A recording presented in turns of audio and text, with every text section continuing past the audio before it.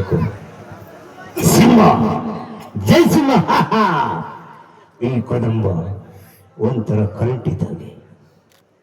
ಪ್ರೀತಿಯಲ್ಲಿ ಸ್ವಿಚ್ ಹಾಕಿದ್ರೆ ಬೆಳಕು, ವಿಶ್ವಜ್ಯೋತಿ ಸಿದ್ಧಲಿಂಗ ಮಹಾರಾಜರ ಬೆಳಕು. ಕೋಪದಲ್ಲಿ ಸ್ವಿಚ್ ಹಾಕಿದ್ರೆ ಶಾಕು. ಅವನ ಅವನ ಓಯ್ ದೇವರು ಒಳ್ಳೆಯವರಿಗೆ ಬಹಳ ಕಷ್ಟ ಕೊಡ್ತಾನೆ. ದೇವರು ಒಳ್ಳೆಯವರಿಗೆ ಬಹಳ ಕಷ್ಟ ಕೊಡ್ತಾನೆ, ಆದರೆ ಕೊನೆಯಲ್ಲಿ ಕೈ ಹಿಡ್ತಾನೆ. ಆದರೆ ಕೆಟ್ಟವರಿಗೆ ಒಳ್ಳೆ ಸುಖ ಕೊಡ್ತಾನೆ, ವೈಭವ ಕೊಡ್ತಾನೆ, ಅಂತಸ್ತು, ಕಾರು, ಬಂಗ್ಲೆ. ಆದರೆ ಕೊನೆಯಲ್ಲಿ ದೇವರು ಅವ್ರನ್ನ ಕೈ ಬಿಟ್ಬಿಡ್ತಾನೆ. ನಂಬಿದವರಿಗೆ ನಮ್ಮ ವಿಶ್ವಜ್ಯೋತಿ ಸಿದ್ಧಲಿಂಗ ಮಹಾರಾಜರು ಯಾವತ್ತೂ ಕೈ ಬಿಡದಿಲ್ಲ. ಸಿಂಹ, ಜೈ ಸಿಂಹ.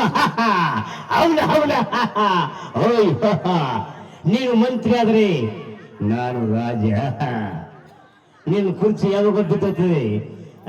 ನಮ್ದು ಹಾಗಲ್ಲ, ಸಾಯೋ ಗಂಟ ನಾವೇ ರಾಜ. ಅವನ ಅವನ ಸಿಂಹ, ಜೈ ಸಿಂಹ. ಓಯ್ ಈ ಕದಂಬ ಒಂಥರ ಕರೆಂಟ್ ಇದ್ದಾಗೆ. ಈ ಕೈ 6 ಕೋಟಿ ಕನ್ನಡಿಗರ ಶಕ್ತಿ. ಮುಷ್ಟಿ ಮಾಡಿ ಹೊಡೆದ್ರೆ ಎದ್ದು ಬಂದು ಚಿಂತಿರ್ಲಿಲ್ಲ.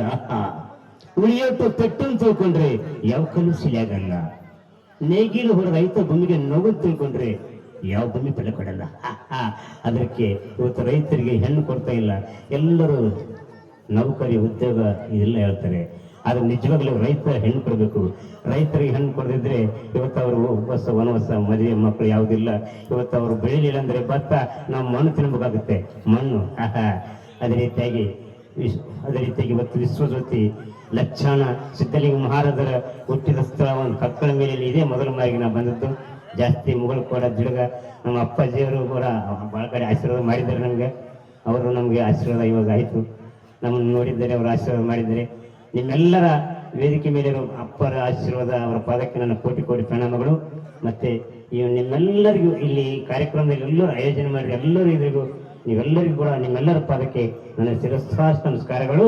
ಅದಕ್ಕೆ ಏನಪ್ಪ ಅಂದ್ರೆ, ಅನುಭವ ಮಂಟಪ ನೋಡ್ಬೇಕಾದ್ರೆ ಬಸವ ಕಲ್ಯಾಣಕ್ಕೆ ಹೋಗ್ಬೇಕು, ಸಂಗೀತವನ್ನು ಕೇಳಬೇಕಾದ್ರೆ ಗದಗಿಗೆ ಹೋಗ್ಬೇಕು, ಅದೇ ರೀತಿಯಾಗಿ ಆ ಅರಮನೆ ನೋಡ್ಬೇಕಾದ್ರೆ ಮೈಸೂರಿಗೆ ಹೋಗ್ಬೇಕು.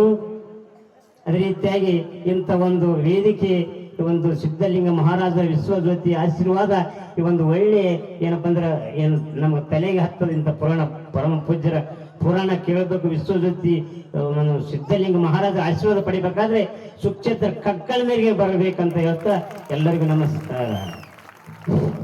ಅದೇ ರೀತಿಯಾಗಿ ನಾನು ಫೋನ್ನಲ್ಲಿ ನಮ್ಮ ಭಗವಂತರ ಹಳ್ಳಪ್ಪ ಗೌಡ್ರಿಗೆ ಮಾತಾಡಿದೆ.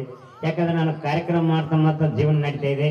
ಯಾಕಂದ್ರೆ ಇವತ್ತು ನಿಜವಾಗ್ಲೂ ಹೇಳ್ಬೇಕಂದ್ರೆ ಬಹಳ ಖುಷಿ. ಏನಪ್ಪ ಅಂದ್ರೆ ನಿಮ್ಮೆಲ್ಲರ ಪ್ರೀತಿ ಆಶೀರ್ವಾದ. ಯಾಕಂದ್ರೆ ನಮಗೆ ತಾಯಿ ತೀರ್ಗಣ ಮೇಲೆ ಮದುವೆ ಆಗಿದೆ.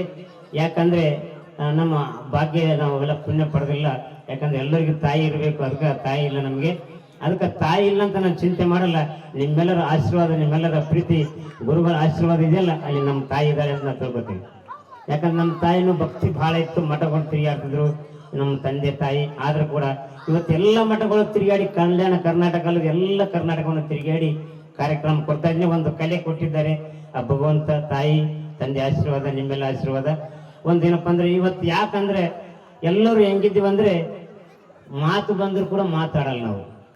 ಯಾಕೆ ಮಾತಾಡಲ್ಲ ಅಂದ್ರೆ ನಮ್ಗೊಂದು ಕೈಯಾಗ ಫೋನ್ ಬಂದ್ಬಿಟ್ಟದು. ಬಹಳ ಬಿಜಿ ಆಗಿಬಿಟ್ಟು ಬಗ್ಲಾಗಿ ಕುಂತಿರ್ತೀವಿ, ಮಾತಾಡಲ್ಲ. ಬೀಗರು ಬಂದಿರ್ತಾರೆ, ಶರಣರು ಬಂದಿರ್ತಾರ, ಮಹಾತ್ಮರು ಬಂದಿರ್ತಾರೆ, ಮಾತಾಡಲ್ಲ. ಆರಾಮೇನೇನ್ರಿ ಅಂತ ಮಾತಾಡಲ್ಲ. ತಿಕ್ಕೋದು. ಅದೇ ಒಂದು ಏನಾದ್ರು ಪಾತ್ರೆ ತಿಕ್ಕಿದ್ರು ತಳ ಅಂತ ಹೊಡಿತೇವ. ಅದ್ರ ಫೋನ್ ತಿಕ್ಕಿದ್ರೆ ಏನು ಹೊಡಿತಾವ, ನಮ್ಮ ತಲೆನೇ ಔಟ್ ಆಗಿಬಿಡ್ಬೋದು. ಅದಕ್ಕೆ ಮಕ್ಕಳ ಕೈಯಲ್ಲಿ ಸ್ವಲ್ಪ, ಮಕ್ಕಳು ಹತ್ತಿರ ಫೋನ್ ಕೈಯಲ್ಲಿ ಕೊಡ್ತೀವಿ. ಮಕ್ಕಳು ಸ್ವಲ್ಪ ತಗೋ ಫೋನ್ ಕೊಡಂತ ಬರ್ತಾಯ್ತು. ಅದು ತಿಕ್ಕೇತ್ ಅದನ್ನು ತಿಕ್ಕಾಗಿ ಬಿಡ್ಬೋದು ನೋಡಿ. ಸಣ್ಣ ಹುಡುಗರೆಲ್ಲ ತಿಕ್ಕೋದೇ ಅವ್ರನ್ನ ತಿಕ್ಕೋದೇ ಅವ್ರು ಎಲ್ಲ ಬರ್ತದೆ, ನಮ್ಗೇನು ಬರಲ್ಲ ಅನ್ನಂಗೆ ಅದ. ಇವತ್ತು ತಾಯಿ ತಂದೆ ಹುಷಾರಿಲ್ಲ, ಅವ್ರಕ್ಕಿಂತ ಮಕ್ಕಳೇ ಹುಷಾರ. ಅದೇ ರೀತಿಯಾಗಿ ಇನ್ನೊಂದೇನಪ್ಪ ಅಂದ್ರೆ, ಒಂದು ಈಗ ಎಮ್ಮೆಗಳು, ಪ್ರಾಣಿಗಳು ಮಾತಾಡ್ತಾವೆ. ಹೆಂಗೆ ಮಾತಾಡ್ತಾವ್ರಿ? ಅದೇ ರೀತಿಯಾಗಿ ಈಗ ಪ್ರಾಣಿಗಳು ಹಂಗೆ ಹೋಗ್ತಿರ್ತವೆ. ಎಮ್ಮೆಗಳು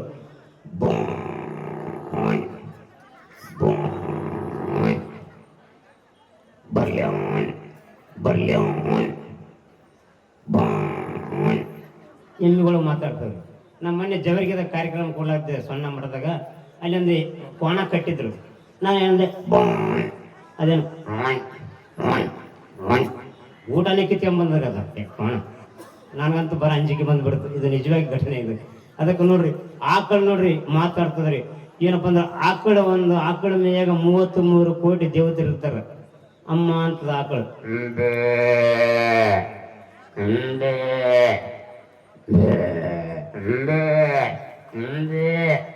ಈ ಥರ ಆಕಳು ಮಾತಾಡ್ತಾರೆ. ಆದರೆ ಮತ್ತೆ ಅದೇ ರೀತಿಯಾಗಿ ನೋಡ್ರಿ ಇವತ್ತು ನಾವು ಎಷ್ಟು ಜಗಳ ಆಡ್ತೀವಿ ಮಾತಾಡಲ್ಲ. ಆದ್ರೆ ನಾಯಿಗಳು ಕಚ್ಚಾಡ್ತಾವ ಮತ್ತೆ ಕಲಿತೇವ್ರಿ, ಮುಂಜಾನೆ ಕಲಿತೇವ. ಮತ್ತೆ ಎಲ್ಲ ಖುಷಿಯಾಗಿರ್ತಾವ, ಆಡ್ತಾವ ತಿಟ್ಟಾಗ. ನಾಯಿಗಳು ಜಗಳ ಆಡ್ತಾವ್ರಿ.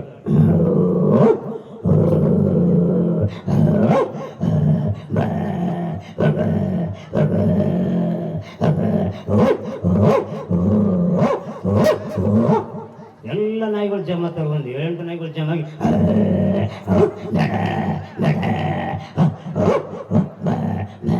ಈ ಥರ ಎಲ್ಲ ಜಗಳ ಆಡಿದ್ರೆ ಗೌಡ್ರನೇ ಬರ್ತದೆ. ಗೌಡ್ರು